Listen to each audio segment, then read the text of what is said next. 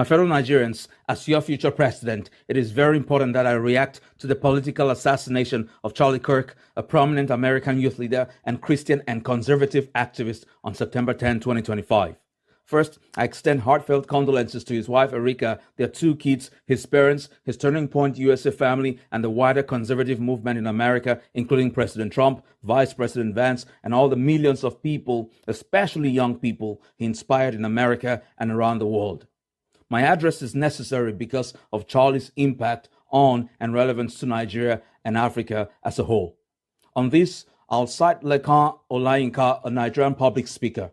He wrote on X, and I quote, "The genocide of Nigerian Christians had zero international coverage because no one touches the Muslims doing it. Charlie Kirk spoke up," end of quote. Indeed, Charlie posted about the targeted killing of Nigerian Christians at least 3 times in December 2019, February 2020, and most recently just last month. In fact, proof that his message resonated with discerning Nigerian Christians can be seen in the tributes he got from Nigerian Christian leaders like Apostle Michael Orokpo, Pastor Tomiwa Emmanuel, Prophet Joel Ogebe, and many others. Beyond that, Charlie had an indirect cultural impact on Nigeria and Africa. Again, I'll use Lekan Olayinka's brilliant words. He wrote, and I quote, "Charlie Kirk may have had almost zero impact on our politics in Africa and Nigeria, but let's thank him for being a shield to us culturally. Barack Obama and Joe Biden tried to strong-arm us into accepting LGBTQ. This was cultural imperialism. That would have destroyed our moral fabric here. If it, meaning LGBTQ, dies in the US, it won't get down here," end of quote. Indeed, regarding his Christian principles, Charlie upheld the biblical definition of marriage between a man and a woman and emphasized male and female gender differences to push back against the evil agenda of transgenderism, which has led to, in the name of gender-affirming care, teenage girls having their breasts chopped off, their private parts sealed, their wombs removed, and fake penises being made from skin taken from parts of their bodies. Imagine telling kids as young as 4, 5, 6, or 7 years old that they were born in the wrong body and then irreversibly mutilating them for life. Sheer evil. Now, Charlie also campaigned against abortion, which in the US has officially resulted in at least 63 million babies killed since 1973. Again, Charlie advocated for meritocracy in the society, arguing that people shouldn't be judged by the color of their skin. In fact, he once said that the NBA shouldn't forcefully hire whites because they obviously aren't as good as blacks are in basketball. Now, I've seen some Nigerians and other Africans as well accuse Charlie of racism because he said black families were better off in the 1940s. But that absolutely doesn't imply that he meant slavery was good, just as if someone says Nigeria was better off in the 1940s. It would of course not mean that they support colonialism.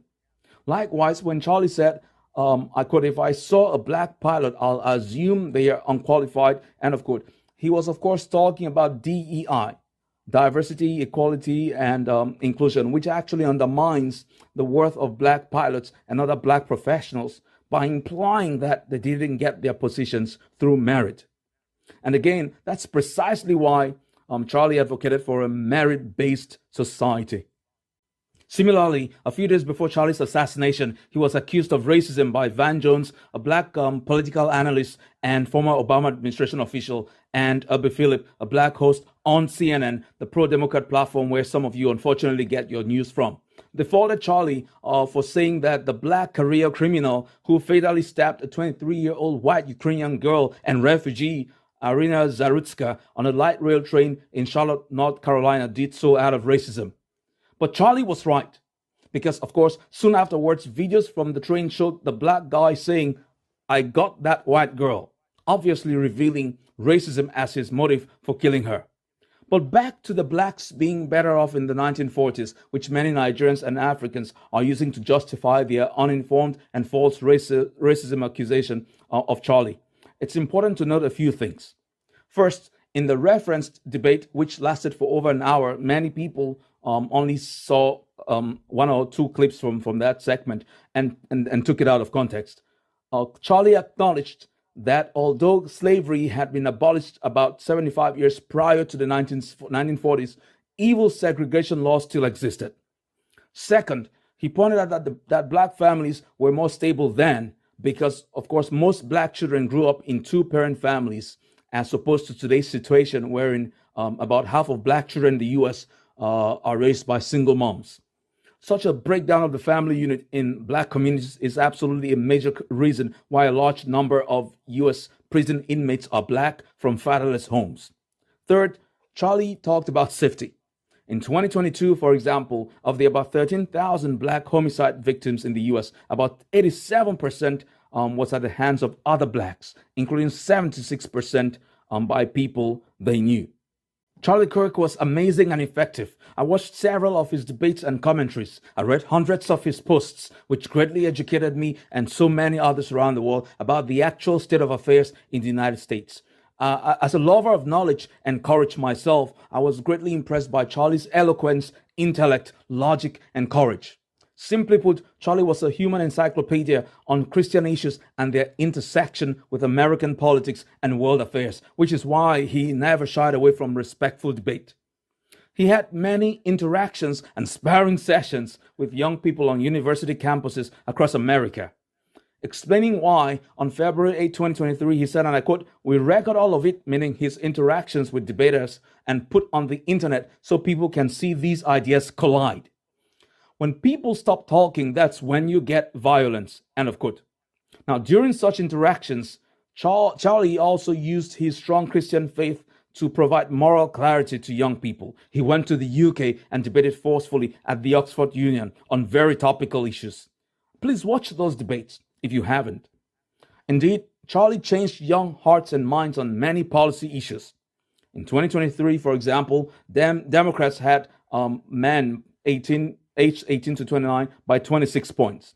In 2025, Republicans had that same age group by plus 18 points, which explains why, since Trump's re-election, Democrats have been spending millions of US dollars trying to connect with young American males, especially college-aged males. In June this year, Politico reported that a study done by Democrats to understand why they are losing young men had sobering results. Now, you connect the dots and you see why many Democrats have gleefully celebrated his assassination.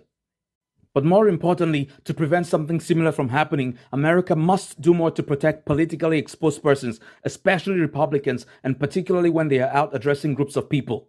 Charlie's private security and/or campus police would have found the would-be assassin named by the FBI to be 22-year-old Tyler Robinson before he fired his gun if they had drones or a few agents scanning rooftops at that event.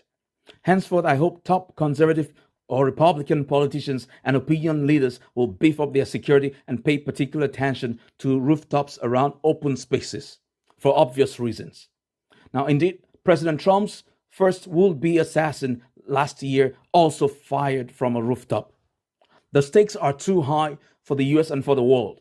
If, God forbid, a civil uprising happens in America, it will of course affect global stability and the global economy. Thankfully, it has been reported that in the wake of Charlie's assassination, the Secret Service is tightening President Trump's security. That's the right move. President Trump is the number one target of the Democrats, who are very clearly the party of violence. It was their rhetoric that led to those two assassination attempts on Trump last year. Earlier this year, when Elon Musk got involved with DOGE, the Department of Government Efficiency, Democrats attacked and destroyed Tesla cars and vendors. They celebrated when a healthcare industry CEO was shot dead in New York in December. In June 2017, Republican Congressman Steve Scalise and 3 others were shot at a baseball game in an attack deliberately targeting Republican congressmen. The shooter's motive was his opposition to President Trump's first election earlier that year. In a recent post on X, Peachy Keenan, an American writer, brilliantly explained the risk Republicans and conservatives face in America. She wrote, and I quote, "Everyone knows you can't wear a MAGA hat in a blue city, meaning a city governed by Democrats. You might get assaulted, killed, or at the very least screamed at or spat on," end of quote. She added, "Conservatives in Los Angeles are very careful never to put political stickers on their cars or hang Trump flags on their homes. If you do, you are risking death or violence. But if you wore a Kamala or Hillary hat in a red city, meaning a city governed by Republicans, all you will get are eye rolls. This has been the case for a decade now. Everyone accepts this as just part of life in blue cities. Zero tolerance for political differences," end of quote. Similarly, reacting to Charlie's assassination, Clay Travis, an American analyst, said, you can't, I quote, you can't call President Trump for years Adolf Hitler and say he's a fascist dictator and say anyone who voted for Trump or advocated for him are Nazis. And then when someone tries to kill us, you suddenly say, oh, we condemn this violence. You caused it. When you tell people that someone is Hitler, you're telling crazy people, go kill them. End of quote. I couldn't agree more. Also, the transgender madness being pushed by Democrats has led to some of them, meaning those so-called transgender fellows, shooting school children, mostly in Christian schools actually, such as on August 27 at a Catholic school in Minneapolis, Minnesota, where children were shot while praying, resulting in 2 deaths and 21 injuries.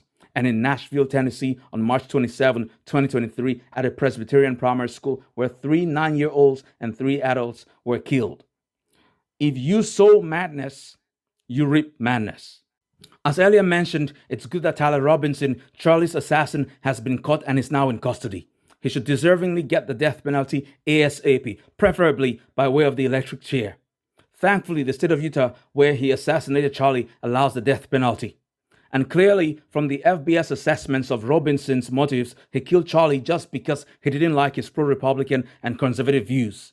Renowned British journalist Piers Morgan put it perfectly on X when he said, and I quote, Kirk's assassin, Taylor Robinson, 22, killed him because he hated his opinions and he thought he was a fascist. Yet, ironically, he was the fascist, killing someone to silence their opposing views. End of quote. Charlie Kirk is gone, but his legacy will last for generations to come, and he will be remembered for decades or longer. Indeed, on February 27, 2013, Charlie posted on X saying, and I quote, good men must die, but death can't kill their names. End of quote. So true. Speaking about Charlie's legacy, President Trump said, and I quote, Charlie Kirk traveled the nation, joyfully engaging with everyone interested in good faith debate. His mission was to bring young people into the political process, which he did better than anybody ever, to share his love of country and to spread the simple words of common sense. End of quote. Indeed, I strongly believe, as many, many others do, that Charlie Kirk was going to be US president someday. May Charlie Kirk's great legacy and excellent work with Turning Point USA live on for generations to come.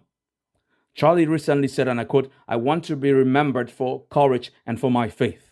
The most important thing in my life is my faith. End of quote. And that, I quote, all death can do is deliver the believer to Jesus. End of quote. Amen. Rest in peace, brother.